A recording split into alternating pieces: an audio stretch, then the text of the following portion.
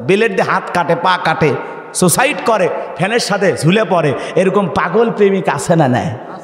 যুবক রে, দুনিয়াতে একটা মহিলা যদি ভুল করে রং নাম্বারে মিস কল দেয়, মহিলার কণ্ঠ পাইলে তুমি আমি পাগল হয়ে যাই। কথা কন। একটা মহিলা যদি ভুল করে মিস কল দেয়, ওই মিস কল পাইয়া তুমি আমি পাগল হয়ে যাই। মহিলা বলে, ভাই ভুল করে মিস কল দিয়েছিলাম, আমারে মাফ করে দেন, সরি। কয় সরি করলে হবে না, আমার ঘুমান্ত ভালোবাসা জাগ্রত করলি, নিভানো আগুন জ্বালাইলি, এখন ভালোবাসা দিবি কিনা বল, করিস না কোনো ছল, আমি তোর প্রেমে এখন হাবুডুবু খাইতেছি। কথা কয় না কে?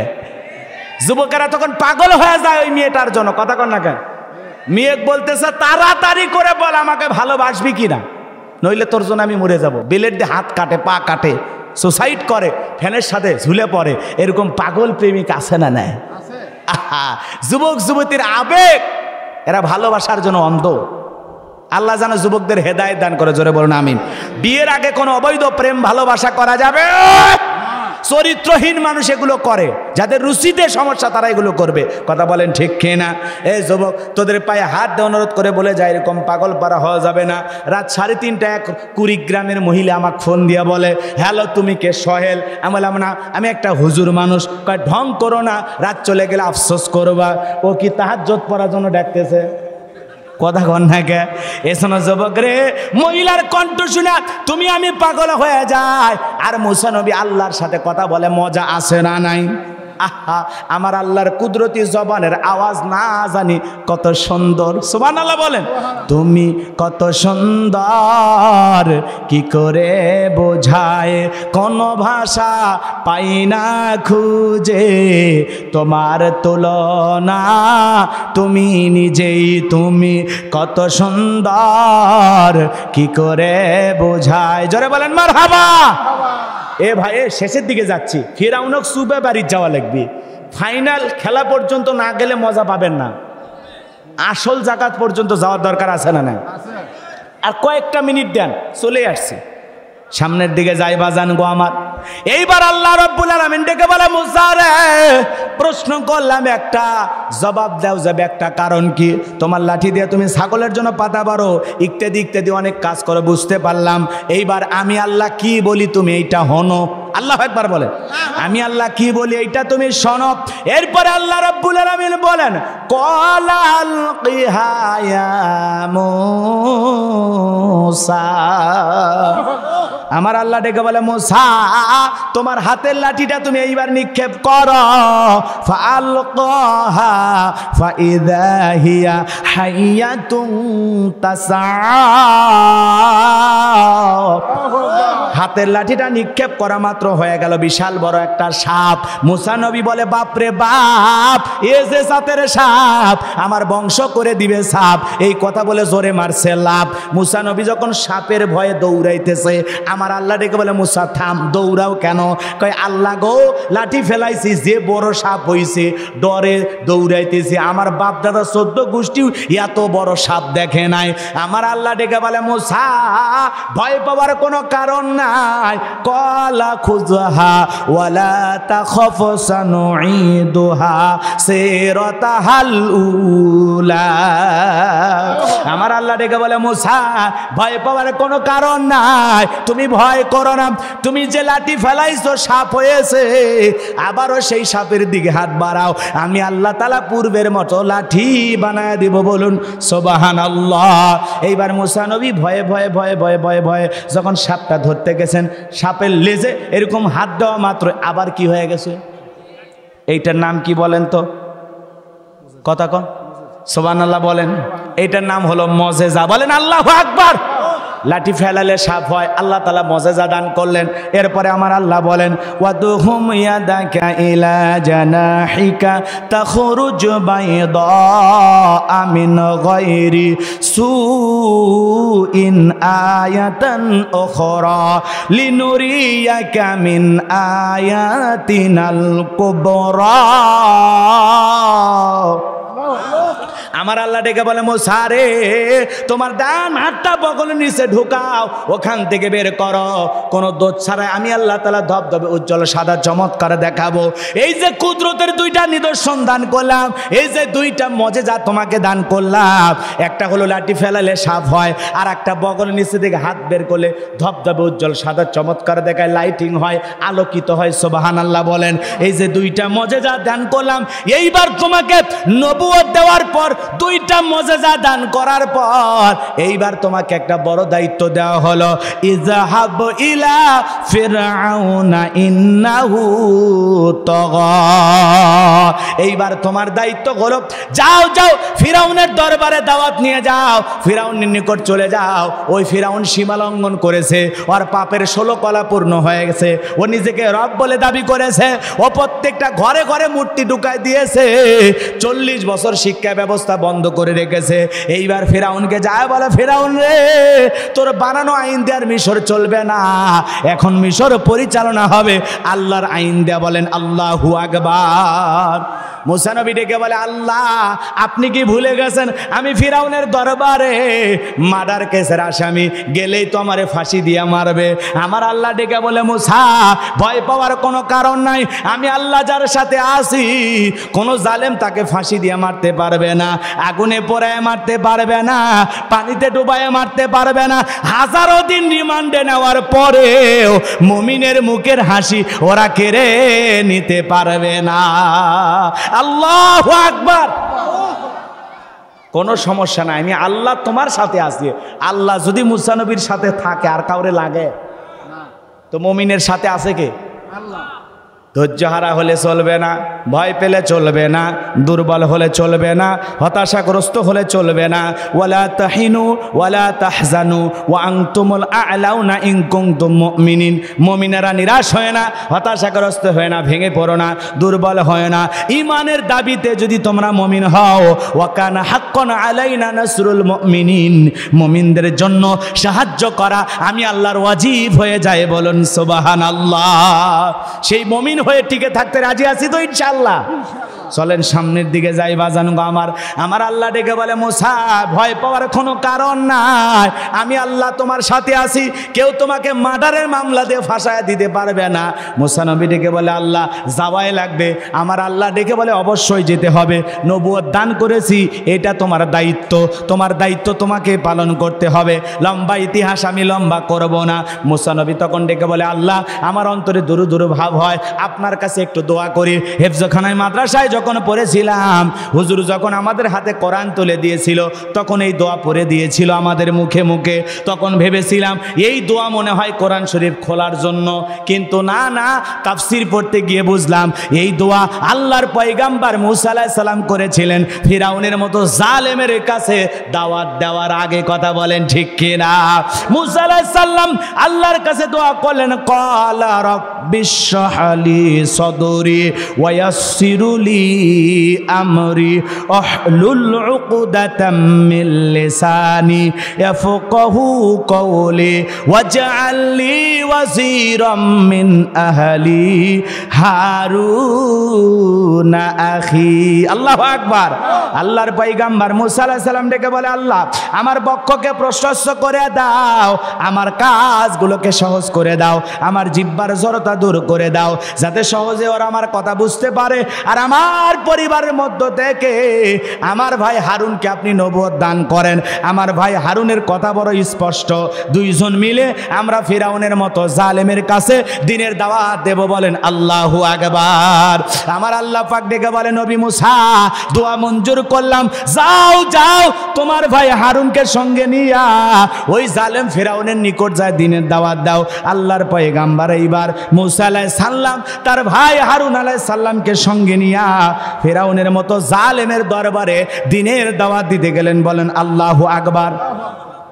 লম্বা হবে, আমি লম্বা করব। কষ্ট হচ্ছে না আপনাদের? কথা বলেন না কেন? খারাপ লাগতেছে? হ্যাঁ, চলবে চলবে। আল্লাহর পয়গাম্বর মূসা আলাইহিস সালাম তখন ফিরাউনের দরবারে চলে গেলেন, দাওয়াত দিলেন। অকালা মূসা ইয়া ফিরআউনু ইন্নী রাসূলুম মির রাব্বিল আলামিন।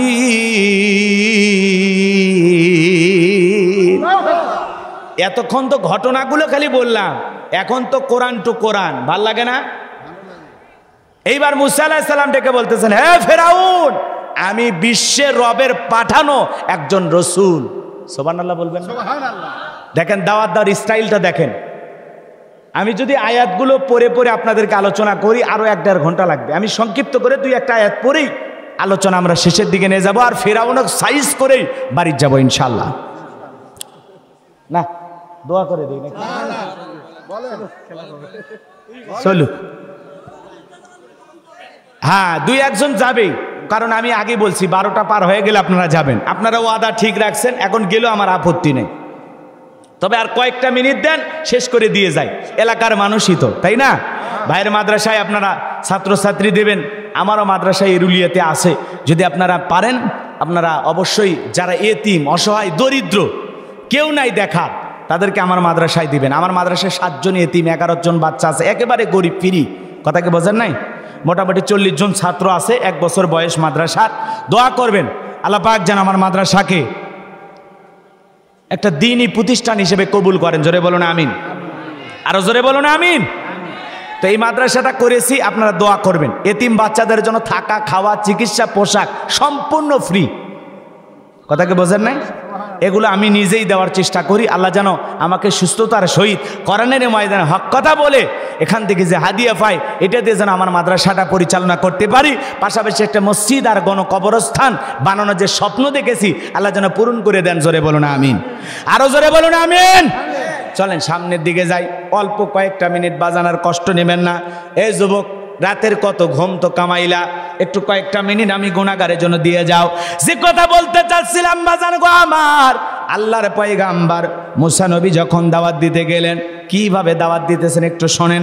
আমার আল্লাহ রাব্বুল আলামিন বলেন, হাকিকুন আলা আল্লাহ আকুলা আলাল্লাহি ইল্লাল হক কদ জিতুকুম বিবাইয়িনাতিম মির রাব্বিকুম ফাআরসিল মাইয়া বানি ইসরাঈল।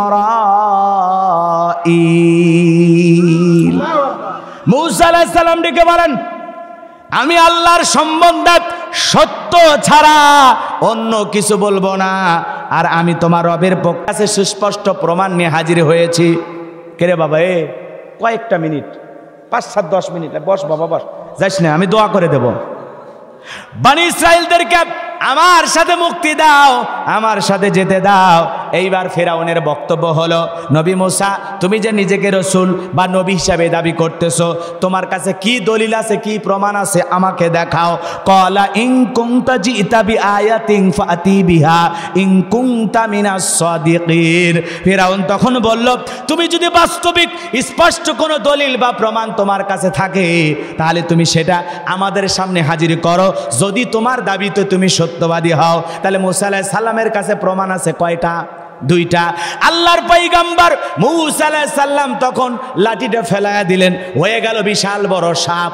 বগল নিচে থেকে হাত বের করলেন, ধবধবে উজ্জ্বল সাদা চমৎকার দেখালো। এই 2টা মজেজা দেখার পর ফিরাউনের পরিষদের লোকেরা তখন বলল, ক্বালাল মালাউ মিন কওমি ফিরআউনা ইন্না হাযা লা সাহিরুন আলিম। ফিরাউন পরিষদের লোকেরা, এমপি মন্ত্রী যারা ছিল, তারা ডেকে বলে, এই ছেলেটা হলো মস্ত বড় জাদুকর, সুদজ্ঞ জাদুকর, এ খুব জাদুর কলা কৌশল জানে। এ আমাদেরকে জাদু দেখায়া হুমকি দিয়া দেশ থেকে বিতাড়িত করে ক্ষমতার চেয়ারে বসতে চায়। ওরা জাদু দেখায়া আমাদেরকে দেশ থেকে বিতাড়িত করতে চায়। এইবার ফিরাউন ডেকে বলে, তাহলে আমাদের করণীয় কি? এই ছেলের বিরুদ্ধে আমরা কি পদক্ষেপ গ্রহণ করব? সমস্ত লোকেরা তখন ডেকে বলে, ইয়াতু বিকুল্লি সাহিরিন আলিম। শহরে বন্দরে যারা দক্ষ দক্ষ জাদুকর আছে, জাদুর মোকাবেলা জাদু দিয়াই করব। কথাকে বোঝেন নাই? এইবার হাজার হাজার জাদুকরকে শহর বন্দর থেকে যখন ফিরাউনের দরবারে উপস্থিত করা হলো বাজান গো আমার, সমস্ত জাদুকরেরা ফিরাউনের নিকট উপস্থিত হয়ে বলতেছে ক্বালা নাআম ওয়া ইন্নাকুম লামিনাল মুকাররামিন। তারা তখন বলতেছে আমরা যদি আপনার শত্রু মূসাকে পরাজিত করতে পারি আমাদের জন্য কি পুরস্কার থাকবে?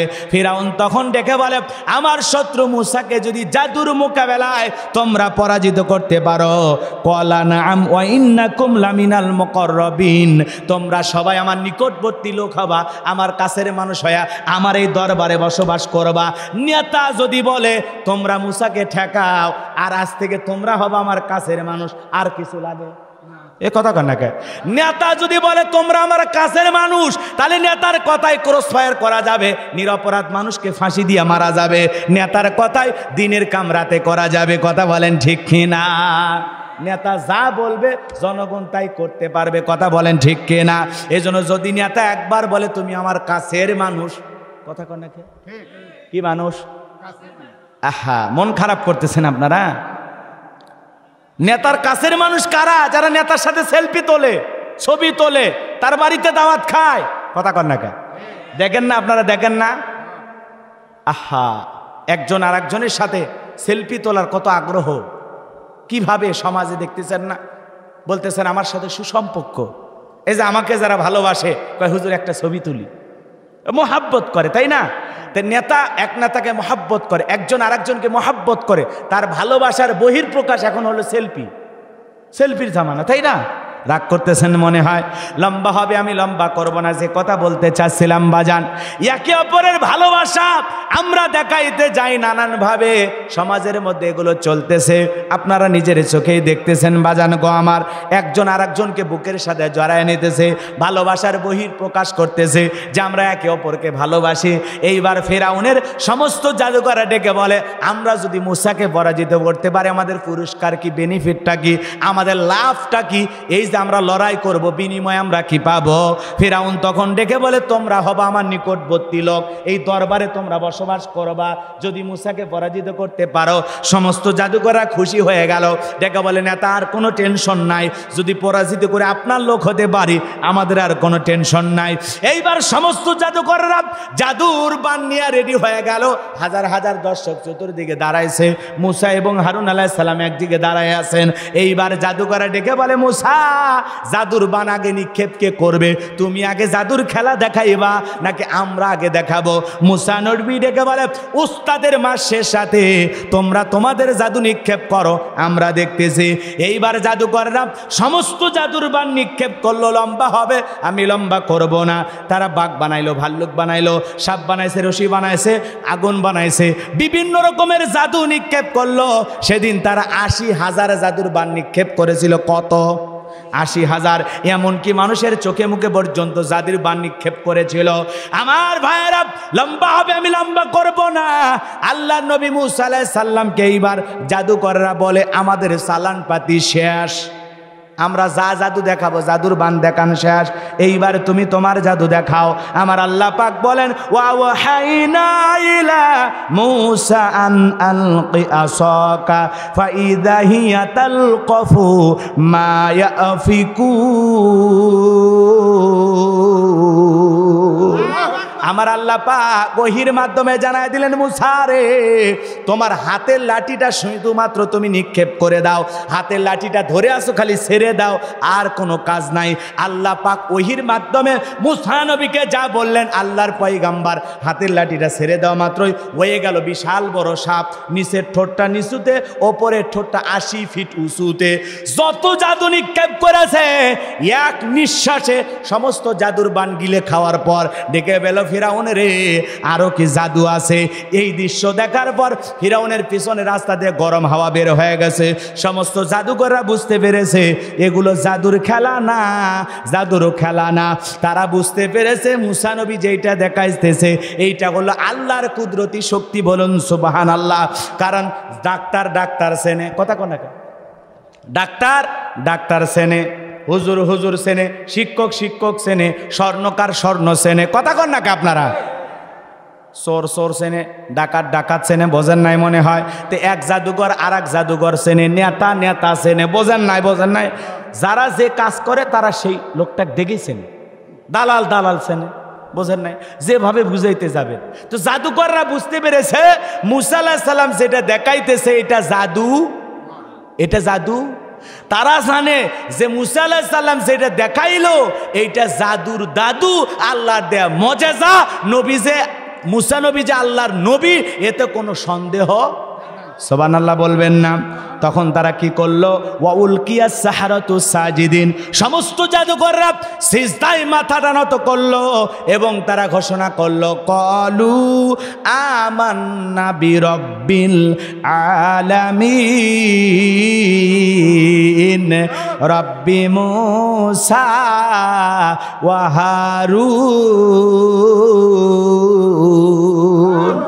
সমস্ত জাদুকররা বলল আমরা বিশ্বের রবের প্রতি ঈমান আনলাম, যিনি মুসা এবং হারুনের রব, আমরা ঈমান আনলাম। জাদুকররা যখন ঈমান আনার ঘোষণা দিল বাজান গো আমার, ফিরাউন তখন পাল্টা হুমকি দিল, কি ব্যাপার কি ব্যাপার, আমার অনুমতি ছাড়াই মুসা নবীর দলের নাম লেখাইলা, মুসা নবীর পথ তোমরা গ্রহণ করলা, আমার অনুমতি ছাড়াই তোমরা ঈমান গ্রহণ করলা। তোমরা মনে হয় তলে তলে গোপনে গোপনে ষড়যন্ত্র করেছ। মুসা আলাইহিস সালামের নতুন উম্মত যারা যারা এই মাত্র ঈমান গ্রহণ করলো, যারা আল্লাহকে রব হিসাবে গ্রহণ করলো, তারা ডেকে বলে ফিরাউন রে, হুমকি ধুমকি দিয়া কোনো লাভ নাই, আমরা কোনো ষড়যন্ত্র করি নাই, কল্পনা করি নাই, আমরা আমাদের জীবন দিয়া এটা বাস্তব অনুধাবন করে বুঝলাম যে মুসা নবী আল্লাহর নবী, এতে কোনো সন্দেহ নাই। বলেন সুবহানাল্লাহ। ফিরাউন তখন হুমকি দিয়া বলে আমি তোমাদের হাত কেটে নেব, পা কেটে নেব, বিপরীত দিক থেকে হাত পা কেটে নেব, শুলিতে চড়াবো, ফাঁসি দিয়ে মারব। ঈমানদাররা ডেকে বলে ও জালেম ফিরাউন, হুমকি ধুমকি দিয়া কোনো লাভ হবে না, তোমার মতো জালিমের পক্ষে থেকে মরার চাইতে ঈমান গ্রহণ করে আল্লাহর পথে মরাই অনেক ভালো। বলেন আল্লাহু আকবার, আরো জোরে বলেন আল্লাহু আকবার। বাজান গো আমার, লম্বা হবে, আমি লম্বা করব না, নানানভাবে হুমকি ধমকি দিল। বলেন তো জালেমেরা যখন পরাজিত হয় ওদের শেষ শক্তি হলো হুমকি, দেখে নেব, খবর আছে, কথা কেন ওরা বলে না, বলে না, ওদের শেষ অস্ত্র হলো হুমকি। কিন্তু ঈমানদাররা কোনো হুমকি ধমকি ভয় পায়? নতুন ঈমানদারেরা কোনো ভয় পেল না। লম্বা ইতিহাস লম্বা করার কোনো সুযোগ নাই। ঈমানদাররা দিন দিন দলে দলে ঈমান গ্রহণ করলো, আর এই জালেমের শত্রুতা তখন বাড়তে লাগলো। চতুর্দিক দিয়ে যেদিন শেষ খেলা, ফাইনাল খেলা, আল্লাহর পয়গাম্বার মুসা আলাইহিস সালাম এবং তার অনুসারীদেরকে তিন দিক দিয়ে আক্রমণ করেছে। ফিরাউনের সেনাবাহিনী তিন দিক দিয়ে যখন আক্রমণ করেছে, চতুর্থ নাম্বার দিক হলো বিশাল দরিয়া।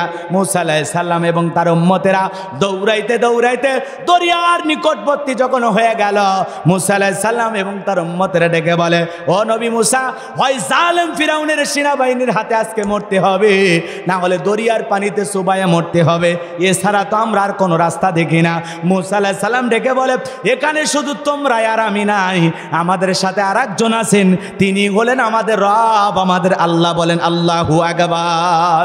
আমার ভাইয়েরা, আমার আল্লাহ পাক তখন মুসা আলাইহিস সালামকে জানায় দিলেন ও পয়গাম্বার মুসা, তোমার হাতের লাঠি দিয়ে সমুদ্রের বুকে একটু আঘাত করো, আমি আল্লাহ রাব্বুল আলামিন তোমাদের পারাপারের জন্য ভিআইপি রাস্তা বানায় দিব। বলেন সুবহানাল্লাহ।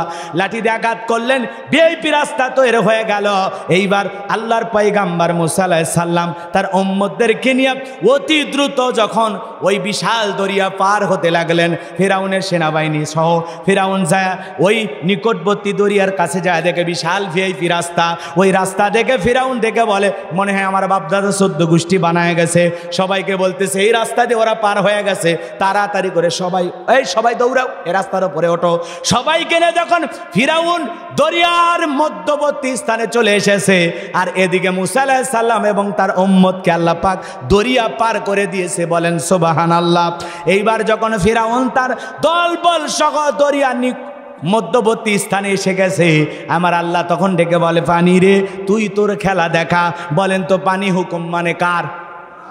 সমুদ্রের বুকে উথাল পাতাল ঢের সৃষ্টি হয়ে গেল, এত জোরে উথাল পাতাল ঢেউ, ফেরাউনের সেনাবাহিনী সেলা সামুন্ডা যা ছিল সবাই পানির সুবানি খায়া পটকা মাছের মতো ফুলে উঠে শেষ। এইবার বেঁচে আছে বড়রা, কে? সবগুলো শেষ, এখন বেঁচে আছে একটা, ওর নাম কি? ফেরাউন। ফেরাউন তখন ওই বিশাল দরিয়ার বুকে চুবানি খাইতেছে, আর শেষ সময় যা কি বলতেছে জানেন? আল্লাহকে ডেকে বলেন, ক্বালা আমানতু আন্নাহু লা ইলাহা ইল্লাল্লাযী আমানাত বিহি বানু ইসরাঈলা ওয়া আনা মিনাল মুসলিমিন। ফিরাউন তখন ডেকে বলে, আল্লাহ আমিও ঈমান আনলাম, বনি ইসরাঈলের যে আল্লাহর প্রতি ঈমান আনছে আমিও সে আল্লাহর প্রতি ঈমান আনলাম, ওয়া আনা মিনাল মুসলিমিন, আল্লাহ আমি মুসলমান হয়ে গেছে, আর সুবাইও না। কথা কয় না কে? কথা কি বুঝছেন? ঠেলার নাম বাবাজি। সমুদ্রে পানি খাইতেছে আর আল্লাহরে কয় ওয়া আনা মিনাল মুসলিমিন, আল্লাহ আমি মুসলমান হয়ে গেছি। ফিরাউন যদি ওই সময় মুসলমান হয় আর সেটা যদি আল্লাহ কবুল করে, আপনার আমার মুসলমান হয়ে লাভ আছে? কথা কন না গে? আমার আল্লাহ তখন কি জবাব দিয়েছিল জানেন? আমার আল্লাহ বলেন, আল আনা ওয়া কদ আসাইতা ক্বাবলু ওয়া কুনতা মিনাল মুফসিদিন। আরো জোরে বলেন আল্লাহু আকবার। আমার আল্লাহ ডেকে বলে, এখন ঈমান আনতেছো, এখন এর আগে কি করেছো? সীমালঙ্ঘন করেছো, পাপের 16 কলা পূর্ণ হয়েছে, অত্যাচার করেছো, জুলুম করেছো, ঘরের বিবিকে পর্যন্ত আমাকে রব হিসাবে মানার কারণে কি না নির্যাতন করে বিদায় করে দিয়েছ। যারা ইমানদার ছিল গরম তেলে চুবায়া তাদেরকে মারছ, কত নির্যাতন জুলুম করেছ। ক্ষমতার দাপটে নিজেকে রব বলে দাবি করেছ, ক্ষমতার দাপটে 40 বছর শিক্ষা ব্যবস্থা বন্ধ করেছ, ক্ষমতার দাপটে তোমার চেহারার আকৃতি দিয়া ঘরে ঘরে মূর্তি বানায় ঢুকে দিয়েছ। ফিরাউন রে, তুমি সীমা লঙ্ঘন করেছ, পাপাচারী হয়ে গেছো, তোর অত্যাচারের পাপের 16 কলা পূর্ণ হয়ে গেছে। তবে শোন, মরার আগে শোন, তুই ঈমান গ্রহণ করেছিস, আমি আল্লাহ তো কবুল করলাম না, মরার আগে শুনা নে, আমি আল্লাহ পাক তোর দেহটা দুনিয়ার জমিনে অক্ষত রেখে দেব। দুনিয়াবাসীর জন্য শিক্ষা গ্রহণের জন্য আমি আল্লাহ তাআলা তোর দেহটাকে রেখে দেব। দুনিয়াতে তোর মতো আর কেউ যেন ফিরাউন না হতে চায়। আমার আল্লাহ পাক সেদিন দরিয়ার বুকে চুবায়া চুবায়া ফিরাউনকে মাইরা আজও মিশরের জাদুঘরে ফিরাউনের সেই আকৃতি আছে না নাই? এই ফিরাউন আছে না নাই? জোরে বলেন। ফিরাউন তো এটা জিন্তা ফিরাউন না, এটা হলো ফিরাউনের শুটকি। কথা কেন? ফিরাউন শুকে এখন কি হয়েছে? শুটকি হয়ে গেছে। এই শুটকি ফিরাউনের জাদুঘরে দেখতে যায় বাজান গো আমার, হাজার হাজার মুসা প্রেমিকেরা যায়। ফিরাউনের লাশটা দেখে আবেগকে কন্ট্রোল করতে পারে না, তখন পায়ের জুতা খুলে বলে, এই সেই ফিরাউন মার জুতা। কথা কন্যাকে 1 লাখ টাকার দামের জুতা, 50,000 টাকা দামের জুতা, মুহূর্তের মধ্যে আবেগের ঠেলায় মার জুতা। মনে করেন শুটকি ফেরাউনক যদি মুসা প্রেমিকারা এখনো জুতা মারে, জেতা ফেরাউনক যদি পাইতো ওর চামড়া দিয়ে ডুগডুগি বাজাইতো। কথা বলেন ঠিক কিনা? যেই ফিরাউনকে আল্লাহ পাক চুবায়া চুবায়া দরিয়ার বুকে মেরেছিল, বলেন তো বাজান সে আল্লাহ আজও আছে না নাই? আল্লাহর মনে একটু বয়স বাড়ছে, নাউজবিল্লাহ খন। আমার আল্লাহ প্রথম দিনেও যেমন এখনো তেমন, সব সময় তেমন। আল্লাহর কোনো পরিবর্তন হবে না, হবে না। কথা বলে ঠিক কিনা? কুলহু আল্লাহু আহাদ। হে নবী আপনি বলুন আল্লাহ এক, আল্লাহ অদ্বিতীয়। কথা বলে ঠিক কিনা? বাজান গো আমার, সে আল্লাহ আজও আছে না নাই? যে আল্লাহ ফেরাউনকে চুবায়া চুবায়া মারছে, যে আল্লাহ আবু জেহেলকে বিদায় করেছে, নমরুদকে ল্যাংড়া মশার কামড় খাওয়ায় বিদায় করেছে, আজও যারা পৃথিবীতে ফেরাউন হতে চায়, নমরুদ হতে চায়, ওই জালেমদেরকে আল্লাহ পাক নমরুদ ফেরাউনের মতোই বিদায় করবে। কথা বলেন ঠিক কিনা? এই জন্য হতাশাগ্রস্ত হওয়া যাবে না, ভেঙে পড়া যাবে না। যে আল্লাহ ফেরাউনকে বিদায় করেছিল সে আল্লাহ আজও আছে না নাই? সর্বশেষ আপনাদেরকে একটা কথা বলে দিয়ে যায়। বলেন তো, মুখের ভিতরে এটা কি? দাঁত। আর এটা নরম, এটা কি? জিহুব্বা। বলেন তো বাজান, এই দাঁতের ফাঁকে যদি ময়লা আবর্জনা আটকে যায়, এই দুর্বল জিহ্বা বারবার ওই জায়গায় নক কইরা দাঁতের ফাঁক থেকে ময়লা কি করে? বের করে, দাঁতকে বিপদ মুক্ত করে। দাঁতের উপকার করে না ক্ষতি করে? উপকার করে। কিন্তু এই বেঈমান দাঁত সুযোগ পাইলে জিহ্বার ওপরে কি করে? আক্রমণ করে, কামড় মারে। মাঝে মাঝে এমন ব্যথা দেয় 7-8 দিন রিমান্ডে নেয়। কথা কন ঠিক খেয়ে না? এ বাজান গো আমার, বলেন তো আপনার আমার যখন বয়স বেড়ে যায় জিহ্বা খুলে পড়ে যায় নাকি দাঁত? কথা কয় না? কোনটা কোনটা পরে? বগুড়ায় কোনটা আগে পরে? দাঁত। এত শক্তিশালী পড়ে যায়, দুর্বল জিহ্বা টিকে থাকে। কথা বলেন ঠিক কিনা? তো মনে রাখবেন, মনে রাখবেন, পৃথিবীর জালেম কাফের বেঈমানরা যতই দাঁতের মতো শক্তিধর হোক না কেন, ওরা যখন ইসলামের ওপর আঘাত আনবে, মুসলমানের ওপর আঘাত আনবে, মুসলমানের রক্ত নিয়ে খেলা করবে, মনে রাখবেন হাজারো নির্যাতন জুলুম সহ্য করেও মুসলমানদেরকে টিকে থাকতে হবে। ওই জালেম বেঈমানরা আল্লাহর জমিনে টিকে থাকতে পারবে না, পারবে না, পারবে না। কথা বলে ঠিক কিনা?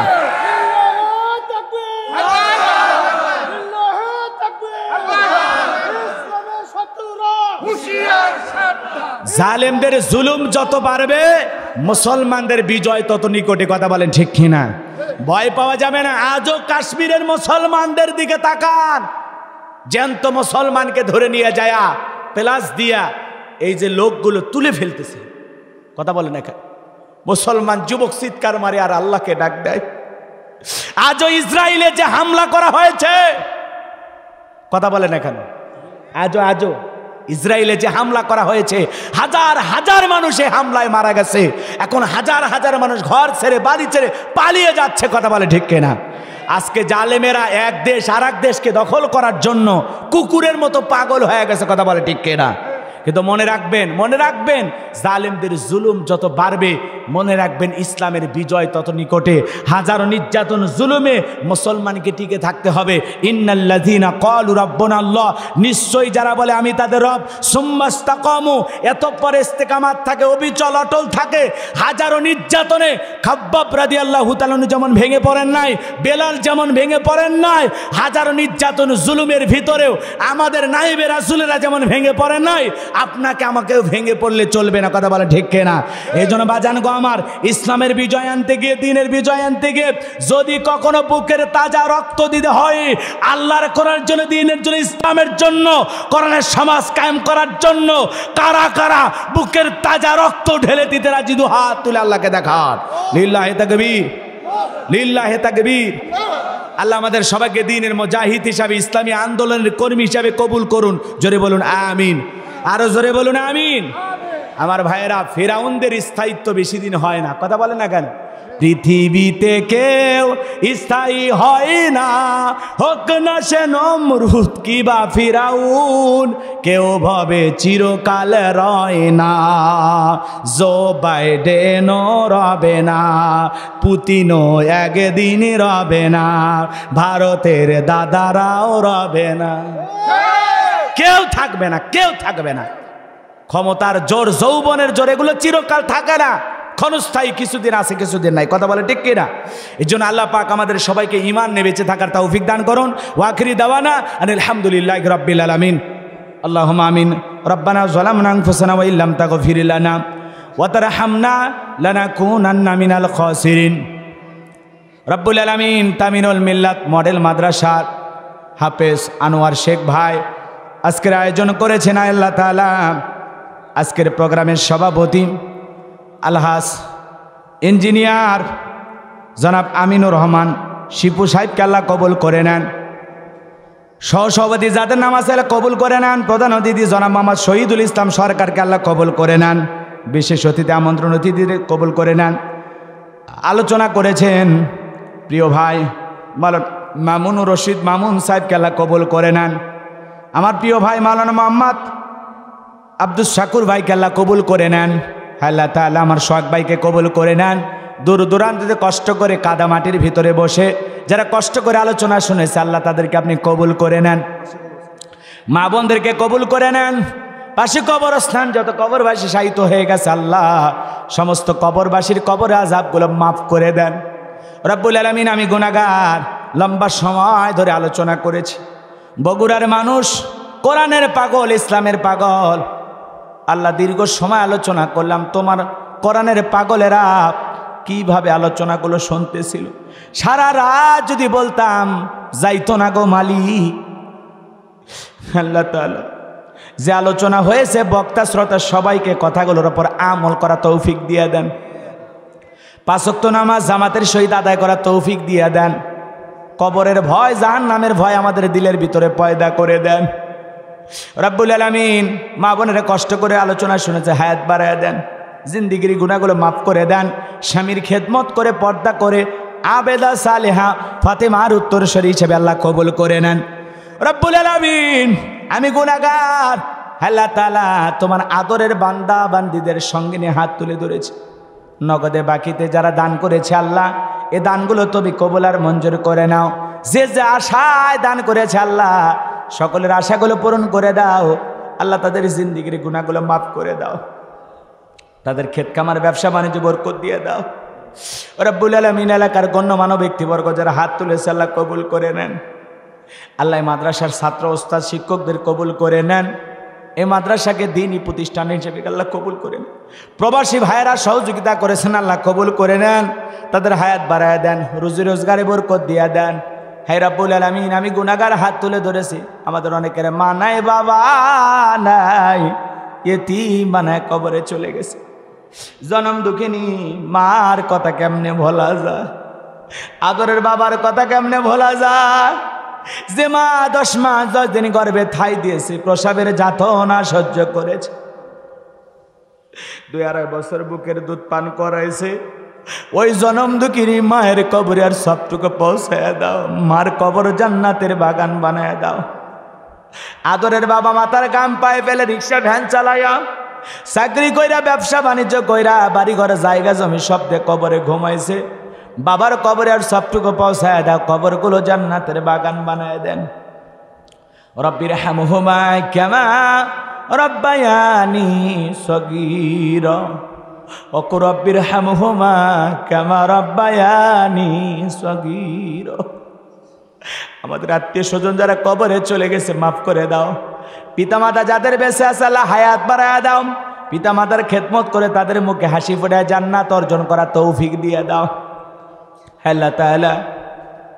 আমরা যারা হাত তুলে ধরেছি নফসের তাড়নায় পড়ে, দুনিয়ার মহাব্বতে পড়ে, দিনের আলোতে রাতের আধারে গোপনে প্রকাশ্যে অনেক গুনাহ করেছি গো আল্লাহ। এমন জায়গায় বসে গুনাহ করেছি দুনিয়ার কেউ জানে না, তুমি জানো আল্লাহ। আমাদের সকলের তামাম জিন্দিগির গুনাহগুলো তুমি মাফ করে দাও আল্লাহ। আমাদের সবাইকে সিরাতাল মুস্তাকিমের পথে কবুল করো। কোরআন সুন্নাহর সঠিক বুঝ আমাদেরকে দিয়ে দাও আল্লাহ। আল্লাহ আমরা গুনাহগার, ও মালিক তুমি গাফফার, আমরা গুনাহগার, তুমি সাত্তার, আমাদের দোষ গোপন রেখেছো আল্লাহ। আমাদের সকলের তামাম জিন্দিগির গুনাহগুলো তুমি মাফ করে দাও আল্লাহ তাআলা। বাংলাদেশের মসজিদ মাদ্রাসাগুলো কবুল করো, হাক্কানি উলামা ইকরামদের কবুল করো। মাজলুম অবস্থায় যত আলেম কারাবন্দি মুক্তির ফয়সালা করে দাও। এই জমিনকে ইসলামের জন্য কবুল করে নাও আল্লাহ তাআলা। সকল ষড়যন্ত্রের হাত থেকে আমাদের লাল সবুজের পতাকা, প্রিয় মাতৃভূমি বাংলার জমিনটাকে আল্লাহ হেফাজত করো। প্রশাসনের ভাইদেরকে আল্লাহ ইসলামের বন্ধু বানায় দাও আল্লাহ তাআলা। যে বাড়িতে খানা খাইলাম বসলাম আল্লাহ তাআলা শান্ত, আল্লাহ তাআলা তার মা মিলু, আল্লাহ তাআলা তার বাবা জাদু সাহেব সহ আল্লাহ তাআলা তার পরিবারের উপর খাস রহমত বরকত নাজিল করেন। আমাকে অত্যন্ত মহব্বত করেন, ভালোবাসেন। আমার এই বোনের হায়াত বাড়ায় দেন আল্লাহ তাআলা। শান্ত আল্লাহ তাআলা আমার এই ভাগিনাকে কবুল করেন, তার জিন্দিগির গুনাহগুলো মাফ করে দেন আল্লাহ তাআলা। তাকে ইসলামের জন্য কবুল করেন। এই 10টি গ্রামের যত যুব সমাজ আজকের মাহফিলকে বাস্তবায়ন করার জন্য কাজ করেছে, প্রত্যেকের ঈমান খালিদ বিন ওলীদের মতো বানায় দেন আল্লাহ। সবাইকে জামানার আমির হামজা হিসেবে কবুল করে নেন রব্বুল আলামিন। আজকের মাহফিল করার জন্য লাইটিং মাইটিং পোস্টার ব্যানার ডেকোরেটর সহ জায়গা জমি দিয়ে যারা সহযোগিতা করেছে আল্লাহ কবুল করে নেন। ডেকোরেটরের ভাইদের হায়াত বাড়ায় দেন, ব্যবসায় বরকত দেন। মিডিয়ার ভাইরা যারা এসেছে আল্লাহ, আলেমদের ওয়াজ যারা প্রচার করে তাদের হায়াত বাড়ায় দেন, জিন্দিগির গুনাহগুলো মাফ করে দেন রব্বুল আলামিন। সঠিকভাবে এই কথাগুলো প্রচার করা তৌফিক দিয়ে দেন। যারা আলেমদের বিকৃতি করে, আলেমদের ওয়াজের সাথে নারীদের ছবি লাগায়, বিভিন্নভাবে উল্টাপাল্টা টাইটেল দিয়ে কষ্ট দেয়, আল্লাহ তাদের হেদায়েত দান করেন, সঠিক বুঝ দিয়ে দেন। আলেমদের ক্ষতি হয়, ইসলাম বিকৃতি হয়, আলেমেরা হাসির পাত্র হয়, এমন কথা ছড়ানো থেকে তাদেরকে আল্লাহ বিরত রাখেন। রব্বুল আলামিন অনেক কষ্ট করে দূর দূরান্ত থেকে যত মানুষ আজকের কোরআনের কথা শোনার জন্য ছুটে এসেছে, আল্লাহ সবাইকে নিরাপদে বাড়ি পর্যন্ত পৌঁছার তৌফিক দিয়ে দেন। চলার পথকে আল্লাহ নিরাপদ বানায় দেন। তোমার রহমতের চাদরে সবাইকে আবৃত করে নাও। আল্লাহ আমাদের সবাইকে দ্বীনের জন্য কবুল করে নাও। সুবহান রাব্বিকা রাব্বিল ইজ্জাতি আম্মা ইয়াসিফুন ওয়া সালামুন আলাল মুরসালিন ওয়ালহামদুলিল্লাহি রাব্বিল আলামিন। আমার সাদিক ভাইকে কবুল করে নাও, হারুন ভাই, আব্দুর রহিম ভাইকে আল্লাহ কবুল করো। রব্বুল আলামিন অন্যান্য প্রিয় ভাইরা যারা এসেছেন আল্লাহ সবাইকে আপনি কবুল করে নেন। রব্বুল আলামিন আমার হাফেজ আনোয়ার ভাই অনেক মহব্বত করে একটি দিন প্রতিষ্ঠান করেছেন, আল্লাহ তার এই প্রতিষ্ঠানটাকে আপনার দরবারে কবুল আর মঞ্জুর করে নেন। রব্বুল আলামিন যত আলেম ওলামা যুবকেরা হাত তুলেছে আল্লাহ কবুল করে নেন। জীবনে একটাবার খানাই কাবাই কবুল করে নিও গো আল্লাহ। রসুলের রওজা পাকে দাঁড়িয়ে সালাম দেওয়ার সুযোগ করে দিও। জীবনে কোনোদিন যদি এলাকার মানুষের সাথে দেখা না হয়, এই প্রিয় মুখগুলো জান্নাতের সিঁড়িতে পরিচয় করায় দিও। মৃত্যু যেদিন আসবে আমাদের জবানে জারি করে দিও লা ইলাহা ইল্লাল্লাহু মুহাম্মাদুর রাসূলুল্লাহ।